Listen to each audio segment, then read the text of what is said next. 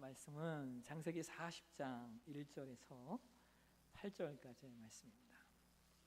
창세기 40장 1절에서 8절까지의 말씀 우리 함께 한 목소리로 같이 봉독하겠습니다.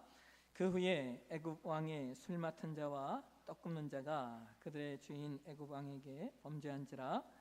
바로가 그 두 관원장 곧 술 맡은 관원장과 떡 굽는 관원장에게 노하여 그들을 친위대장의 집안에 있는 옥에 가두니 곧 요셉이 갇힌 곳이라. 친위대장이 요셉에게 그들을 수종들게 하매 요셉이 그들을 삼켰더라. 그들이 갇힌 지 여러 날이라. 옥에 갇힌 애굽 왕의 술 맡은 자와 떡 굽는 자 두 사람이 하룻밤에 꿈을 꾸니 각기 그 내용이 다르더라. 아침에 요셉이 들어가 보니 그들에게 근심의 빛이 있는지라. 요셉이 그 주인의 집에 자기와 함께 갇힌 바로의 신하들에게 묻되 어찌하여 오늘 당신들의 얼굴에 근심의 빛이 있나이까? 그들이 그에게 이르되 우리가 꿈을 꾸었으나 이를 해석할 자가 없도다. 요셉이 그들에게 이르되 해석은 하나님께 있지 아니하니까 청하건대 내게 이르소서. 아멘. 조명을 위한 기도를 드리겠습니다. 하나님, 오늘도 우리에게 말씀을 주시옵소서. 주의 말씀이 일 가운데 증거되실 때 이 말씀을 통하여 오늘 나에게 말씀하시는 주의 음성이 내 마음 가운데 영혼 가운데 들려지는 귀한 시간 되게 도와주옵소서. 부족한 사람을 세우셨습니다. 하나님 말씀 똑똑히 잘 전하게 하시고 전하는 자나 듣는 자나 어미하신 하나님의 말씀 앞에 세워지게 도와주옵소서. 성령의 교통하심과 교명하심이 있는 귀한 시간 될 수 있도록 인도하여 주실 것을 믿사옵고 이 모든 말씀을 거룩하신 예수님의 이름으로 기도하옵나이다. 아멘. 오늘 창세기의 150번째 시간, 150강인데요. 오늘 말씀을 가지고 올바른 해석이 있는 신앙이라고 하는 제목으로 말씀을 좀 나누겠습니다. 근데 여러분, 오늘 말씀이 조금 어려워요. 조금 어렵고 어떤 말씀 좀 건조할 수 있는 말씀이 돼요. 그러나 오늘 말씀 아주 중요합니다. 여러분들이 경청하셨으면 좋겠어요. 아주 중요한 말씀이니까. 여러분 인터넷 검색창에 꿈이라고 하는 단어에 이제 검색어를 치면 그것에 대한 아주 여러 가지 사전적인 답들이 이렇게 나와 있어요. 과학사전에서는 잠자는 동안 일어나는 심리적 현상의 연속이라고 기록을 해놓고, 또 백과사전에서는 꿈이 뭐냐? 잠자고 있는 중에도 뇌의 일부가 깨어있는 상태에서 기억이나 정보를 무작위로 자동 재생하는 것이다 라고 설명을 하기도 합니다. 다른 나라의 사람들도 뭐 분명히 그런 면이 있겠지만 특별히 우리 한국 사람들은 꿈에 대해서 많은 비중과 여러 가지 해석을 두는 경우들이 있습니다. 그래서 그런지 이제 꿈에 관한 책들이 우리나라에는 많이 나와 있어요. 제가 검색을 해보니까 꿈 해몽 대백과라고 하는 아주 엄청난 책이 있고요. 또 이와 유사한 꿈 해몽 대사전 이런 책들도 많이 나와 있고, 화풀이, 살풀이 꿈 해몽 이런 책도 있고, 아주 재밌는 책은 이런 것도 있어요. 이런 꿈을 꾸면 뭘 사라? 복권을 사라. 이런 꿈을 꾸면 복권을 사라. 또는 로또 복권 당첨 꿈의 몽이라고 하는 제목의 책도 있었습니다. 이런 꿈을 꾸면 복권을 사라라고 하는 책을 쓰신 분이 홍순례라고 하는 분인데, 이분이 그 꿈 해몽의 박사래요. 꿈 해몽 박사님인데,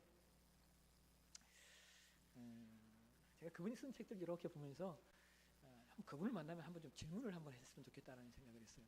혹시 박사님은 로또 복권에 당첨되신 적 있습니까? 아니, 질문을 좀 한번 해보고 싶었어요. 그런 생각이 들었어요. 아마 제가 그렇게 질문하면 그분은 분명히 이렇게 대답할 거예요. 선생님, 중이 제 머리 깎습니까? 이렇게 답을 분명히 하실 텐데, 제목이 너무 직설적이잖아요. 그래서 그런 생각이 좀 들었어요. 여러분, 오늘 저와 여러분이 봉독한 말씀은 꿈으로 인하여 노예로 팔려갔고, 또 팔려서 노예 생활을 하다가 급기야 감옥에 갇혀야 했던 요셉이 다시 다른 사람의 꿈을 해석함으로 말미암아 그의 인생이 바뀌는, 쉽게 말하면 그의 인생이 흥하게 되는 과정에 대한 말씀이 창세기 40장에서 41장까지의 내용 속에서 기록이 되어져 있어요. 근데 여러분, 제가 요셉의 사건을 이제 강의를 하면서 이제 그러면 우리가 오늘날 이 꿈에 대해서 어떻게 이해하고 해석해야 하는가에 대한 말씀을 좀 나눴어야 되는데, 제가 지난 말씀들을 이렇게 보니까 그런 내용 말씀을 나누지 못했던 것 같아요. 그래서 오늘은 좀 그런 말씀을 좀 나누려고 해요. 제가 처음 신학을 한 곳이 성령 운동을 하는 오순절 교단이었어요. 그런데 그 교단에는 많은 목회자들이 성도님들의 꿈을 해석해주고 또 예언 기도라는 것을 해주시는 목회자들이 많이 있는 그런 교단이었어요. 그래서 많은 성도님들이 그 신령한 목사님께 무릎을 조아리고 자신이 꿈을 이야기하면서 꿈에 대한 해석을 받거나 혹은 자신의 미래에 대한 예언적인 기도를 받는 분들이 많이 있었습니다. 그런데 그 교단의 많은 목회자들이 그렇게 할 수 있었던 것은 성경에도 그와 같은 일들이 많이 기록되어 있기 때문이죠. 성경을 보면 하나님께서 꿈이나 환상이나 혹은 예언들을 통하여 일하셨던 경우들이 많이 있습니다. 오늘 우리가 보고 있는 요셉 사건도 그러하고, 특별히 구약에 많이 등장하는 선지자들의 모습에서 하나님께서 환상이나 예언 같은 것들을 통하여 하나님의 뜻을 하나님의 사람들에게 나타내셨던 것들을 우리가 어렵지 않게 찾아볼 수 있다는 거예요. 그런데 여러분, 그럼에도 불구하고 우리가 성경을 통하여 또 하나 확인하게 되는 것은 하나님께서 자신의 뜻을 인간에게 계시해 주시는 방법이 역사 속에서 변천되어 왔다는 거예요. 그러니까 구약에서는 우리가 지금 보고 있는 것처럼 하나님께서 꿈을 통하여 하나님의 뜻을 전달하시거나 하나님이 특별히 세우신 어떤 선지자들을 통하여 예언해 주시기도 하는 일들이 많이 있었는데, 이것이 역사 속에서 특별히 신약 시대에 와서는 달라지는 것을 보게 돼요. 신약 시대에 와서는 하나님의 뜻을 계시해 주셨는 선지자들이 여러분 거의 사라지는 것을 보게 되죠. 물론 성경에 은사를 이야기할 때 선지자의 은사 그런 얘기도 나오는 말씀도 있어요. 그런데 신약 시대에 우리가 선지자가 있었다라고 하는 내용은 거의 찾아볼 수가 없습니다. 그래서 학자들은 신약 시대의 마지막 선지자의 역할을 했던 사람을 누구라고 이야기를 하냐면 그 사람이 세례 요한이다라고 이야기해요. 광야에 외치는 소리였던 세례 요한이 신약 시대의 마지막 선지자로서의 역할을 했고, 그 이후에는 선지자의 모습은 거의 드러나지 않는다라고 하는 겁니다. 자, 그러면 여러분, 왜 신약 시대의 선지자의 역할과 위치가 거의 종식되는 듯한 그 마감이 되는 듯한 그 이유가 뭘까요? 그것에 대해서 우리가 여러 가지로 이야기할 수 있겠지만 가장 핵심적인 내용은 이거예요. 누가 이 땅에 오셨기 때문이에요? 예수님이 이 땅에 오셨기 때문이에요. 이것을 성경의 히브리서 1장 1절과 2절에 이렇게 이야기를 합니다. 히브리서 1장 1절과 2절 말씀을 함께 같이 읽도록 하겠습니다.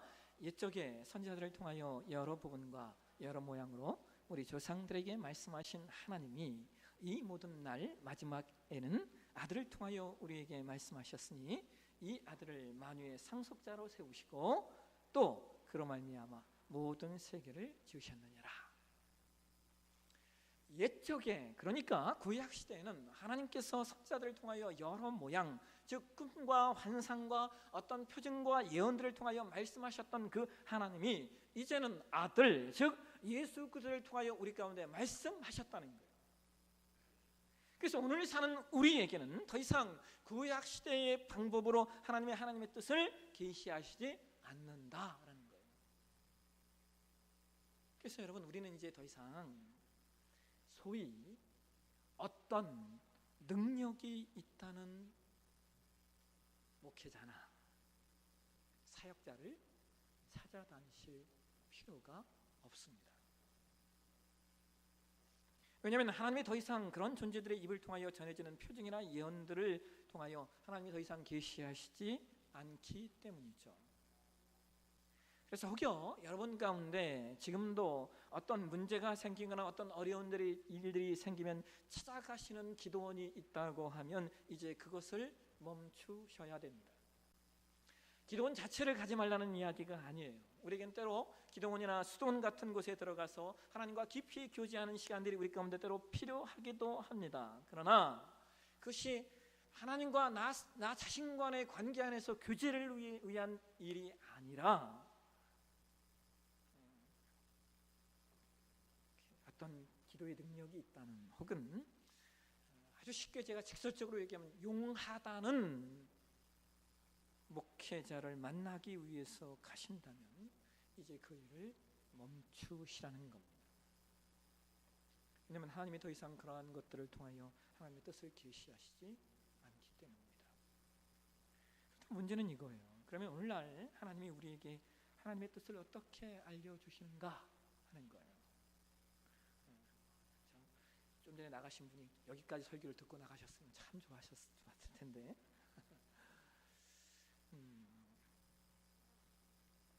하나님이 그럼 오늘날 우리에게 하나님의 뜻을 어떻게 알려주시는가라는 거예요. 여러분, 좀 전에 히브리서 1장 1절과 2절에 성경이 뭐라고 이야기해요? 옛적에 선지자들을 통하여 여러 분과 여러 모양으로 우리에게 말씀하셨던 하나님이 이 모든 날 마지막에는 아들을 통하여 우리에게 말씀하셨으니 라고 이야기해요. 그러니까 하나님께서 이 마지막 시대에는 예수님을 통하여 우리에게 말씀하신 내용이 있다는 것이죠. 그게 뭡니까? 성경이죠. 하나님께서 예수님을 통하여 우리에게 말씀하신 내용이 있어요. 성경이에요. 그래서 사도 바울이 디모데후서 3장 16절과 17절을 통하여 이렇게 말씀하셔요. 여러분 같이 한번 읽겠습니다. 모든 성경은 하나님의 감동으로 된 것으로 교훈과 책망과 바르게 함과 의로 교육하기에 유익하니 이는 하나님의 사람으로 온전하게 하며 모든 선한 일을 행할 능력을 갖추게 하려 함이라. 오늘 저와 여러분이 살고 있는 이 시대는 하나님께서 하나님의 뜻을 알려주시는 방법이 구약 시대와는 다르게 하나님의 감동으로 기록하신 성경을 통하여 우리에게 하나님의 뜻을 알려주셨고 알려주셨습니다. 그리고 그 성경을 통하여 우리가 하나님의 사람으로 온전하게 되어지고 그 성경만이 우리를 하나님의 선한 일을 할 수 있는 능력을 갖춘 사람으로 만들어 갑니다.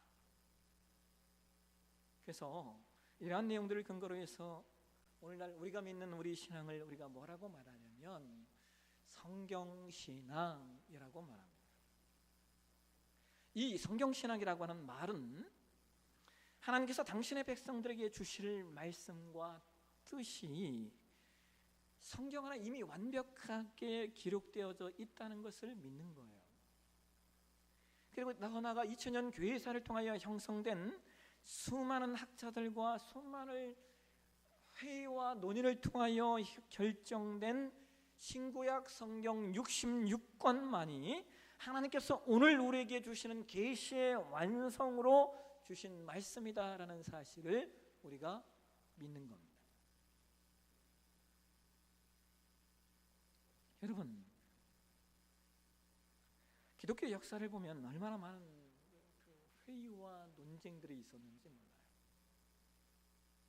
그러니까 성경이 66권으로 정경화되는 과정에서 이것은 어떤 한 시대나 몇몇의 사람들에 의하여 결정되고 형성된 것이 아니라 아주 긴 역사 속에서 수많은 회의와 수많은 학자들이 그것을 기도하면서 형성했다는 거예요. 놀라운 것은 성경 정경화의 그 역사적 그 시대 과정에 참여했던 학자들이 우리가 그냥 그 사람들이 했나 싶을 정도의 그런 학자들이 아니에요. 그들은 그 시대에 가장 탁월한 학문적 지식과 그다음에 아주 깊은 신앙심을 가졌던 사람들입니다. 예를 들어 우리가 믿는 그 신앙의 내용인 개혁주의 신학, 그리고 장로교회의 기초를 놓으신 분이 우리 칼빈 선생인데, 이분 같은 경우에는 그 성경 히브리어 헬라어에 통달한 분이었고, 성경 시대의 언어인 아람어나 또 칼빈 시대의 교회 언어였던 라틴어나 심지어 자신의 모국어였던 프랑스어나 영어에 능통한 분이었어요. 그런데 성경 정경화 작업에 참여하셨던 분들은 칼빈보다 더 탁월한 분들이 많이 있었습니다. 그래서 여러분, 기독교 2000년의 역사 속에서 모든 종류의 기독교 교파가 결정해 놓은 이단의 종류가 딱 세 가지예요. 하나는 삼위일체를 거부하면 이단이에요. 또 하나는 예수님의 신성과 예수님만이 구원이라는 사실을 부인하면 이게 이단이에요. 그리고 세 번째가 뭐냐? 모든 계시는 성경에서 끝났다라는 하는 것을 부인하면 이단이다라고 2000년 교회사가 그것을 합의하고 결정했습니다. 그런데 이러한 2000년 교회사의 결정이 19세기 말과 20세기에 들어오면서 균열이 일어나요. 그것이 뭐냐면 성경 비평학이라고 하는 학문 때문입니다. 성경 비평학은 성경을 하나님의 계시의 말씀으로 보지 않아요. 그래서 이러한 신학을 우리가 뭐라고 말하냐면 자유주의라고 말해요. 그런데 여러분, 놀라운 사실이 뭔지 아세요? 자유주의 신학의 태동이 무엇으로 시작이 되냐면 그 근저가 모든 계시는 우리가 지금 받고 있는 66권 성경으로 끝난다라고 하는 것을 인정하지 않았던 사람들에 의해 시작이 돼요. 이걸 이해하시겠어요? 다시 말하면 성경 계시의 종결성이 아닌 성경 계시의 연속성을 말하는 사람들에 의하여 시작된 게 자유주의라는 거예요. 더 놀라운 게 뭔지 아세요, 여러분? 성경 계시의 종결성을 받지 않고 성경 계시의 연속성을 말하는 분들에 의하여 나온 게 뭐냐면 기독교 신비주의입니다.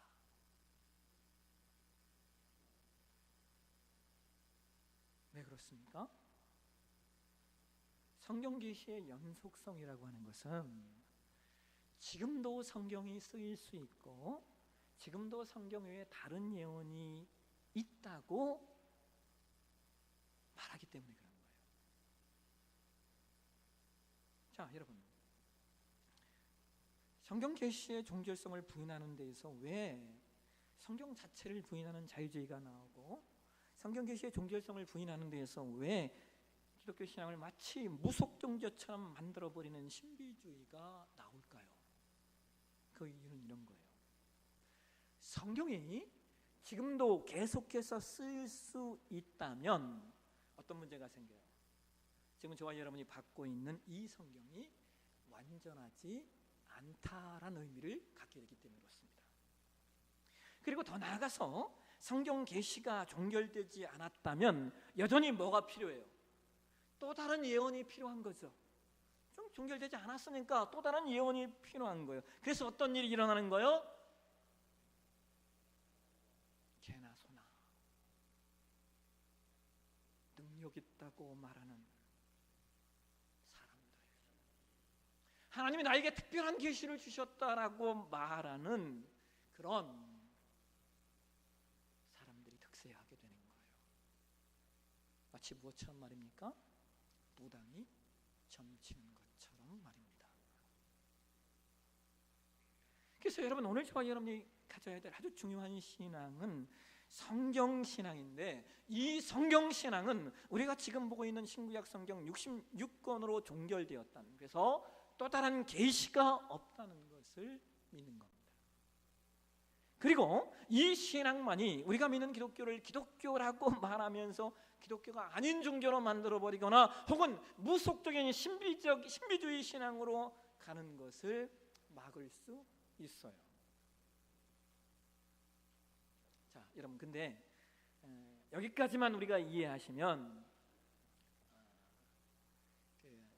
이건 한 80점쯤 돼요.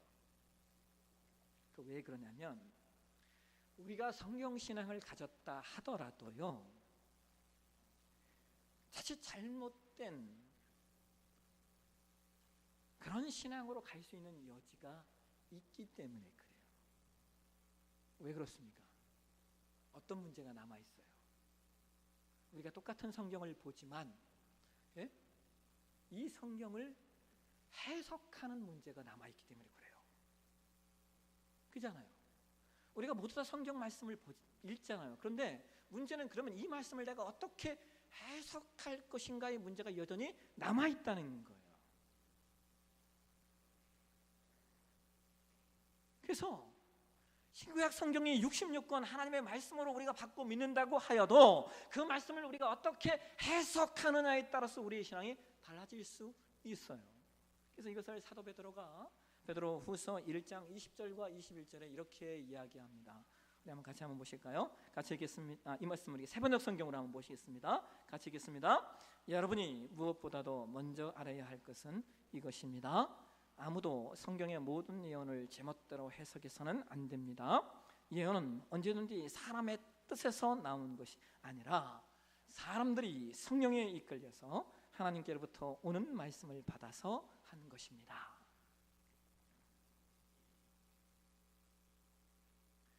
여러분, 사도 베드로가 20절에 말하고 있는 예언이라고 하는 말은 21절이 말하는 것처럼 성령에 이끌려서 하나님께로부터 받은 말씀, 즉 성경을 말하는 것이죠. 그런데 베드로가 뭐라고 말합니까? 성경의 모든 예언, 즉 성경에 기록된 말씀을 우리가 제멋대로 해석해서는 안 된다라고 이야기하고 있어요. 이것을 우리가 지금 보고 있는 개역 개정판 성경에서는 성경은 사사로이 풀어서는 안 된다라고 말합니다. 자, 그러면 여러분, 성경을 제멋대로 해석하지 않는 방법, 성경을 사사로이 풀지 않는 방법이 무엇일까요? 어떻게 하면 우리가 성경을 온전히 해석하고 성경을 성경대로 풀 수 있을까요? 그것이 바로 신학입니다. 성경을 온전히 해석하고 성경을 성경답게 풀 수 있는 방법은 올바른 신학을 근거로 하여 만들어진다는 거예요. 그래서 신학이 중요해요. 저는 간혹 목사님들 가운데, 목회자들 가운데 신학이 뭐가 중요하냐라고 말씀하시는 분들을 보면 섬뜩함을 느껴요.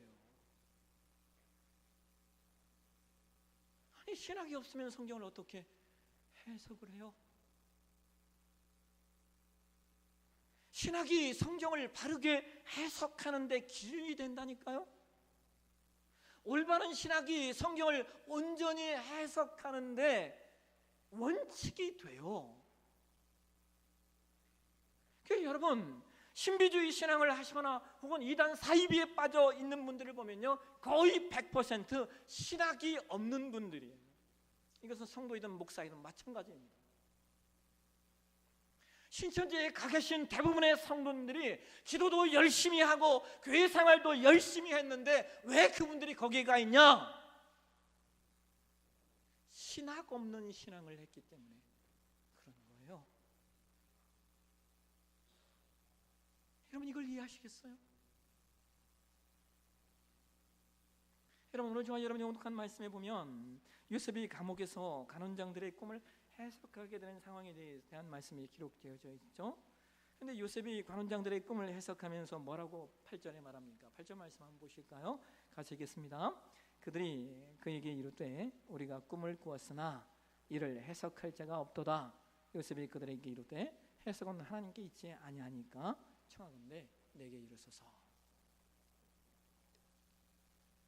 여러분, 해석은 하나님께 있어요. 근데 해석이 하나님께 있다라고 하는 말은 내가 내 마음대로 하나님은 나에게 직통 계시를 주셔서 내 마음대로 성경을 해석하다 이런 의미가 아니에요. 이 말씀을 오늘날 우리가 어떻게 해석을 해야 되느냐? 이것은 2000년 교회사를 통하여 하나님께서 교회를 가장 교회답게 만들도록 허락하셨던 그 신학을 통하여 우리가 온전히 해석해야 한다는 거예요. 그럼 그 신학이 어떤 신학이에요? 그 신학은 종교개혁을 통하여 형성된 신학이죠. 16세기 중세교회의 타락으로 말미암아 일어난 종교개혁, 그 개혁의 완성점은 바로 올바른 신학, 성경을 성경답게 해석한 신학, 2000년 교회사에 있어서 가장 순결했고 온전했던 신학, 바로 그것이 16세기와 17세기 신학입니다. 여러분,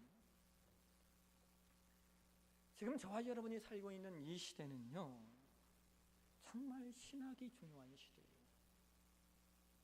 저는 우리 교회에 신앙 그리고 신학이라고 하는 내용이 왕성해졌으면 좋겠어요.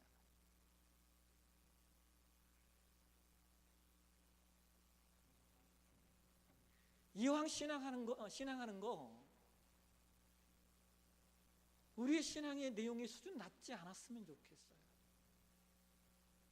내 입에서 나오는 말들을 소견대로 짓거리는 그런 신앙이 되어서는 안 된다는 거예요. 여러분, 지금 저와 여러분이 살고 있는 이 시대를 성경의 시대에 비교하면 사사기 시대 아닙니까? 지금 이 시대는 사사기 시대예요. 우리가 지금 사사기 말씀 묵상하고 있잖아요. 여러분, 그 시대와 지금 이 시대가 뭐가 달라요? 성경이 사사기를 통하여 우리 가운데 뭐라고 말해요? 모두 다 자기 소견대로 살았다라고 말하지 않습니까? 모두 다 자기 소견대로 살았다는 말은 무슨 말이냐? 기준도 사라지고 원칙도 사라지고 질서도 사라지고 전통도 사라지고 정통도 사라졌다 이 말이에요. 이것이 지금 저와 여러분이 살고 있는 이 시대예요. 그래서 지금 이 시대 우리가 세워가야 될 신앙은 신학이 있는 신앙이어야 됩니다. 부산의 교회가 하나님 말씀 성경 붙잡고 올바른 신학이 있는 그런 교회, 그런 성도님들 되셨으면 좋겠어요.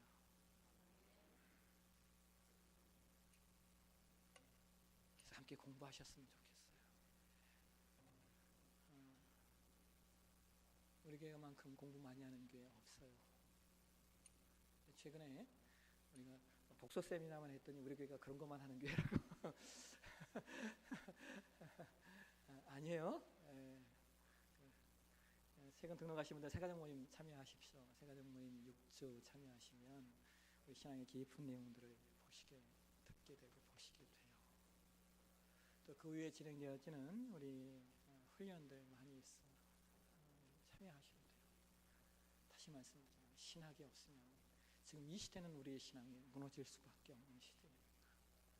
분별하면서 성경신앙, 신학이 있는 신앙 세워가는 우리 내부사랑교회 되시길 주의 이름으로 축원합니다. 기도하겠습니다. 하나님, 모두 다 자기의 소견대로 사는 이 시대,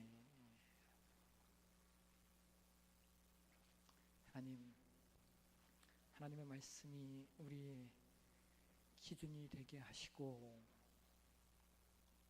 그것뿐만 아니라 하나님의 말씀을 올바로 해석할 수 있는 그 신학이 우리 가운데 있는 우리 교회 되어지게 인도하여 주시옵소서. 거룩하신 예수님의 이름으로 기도합니다.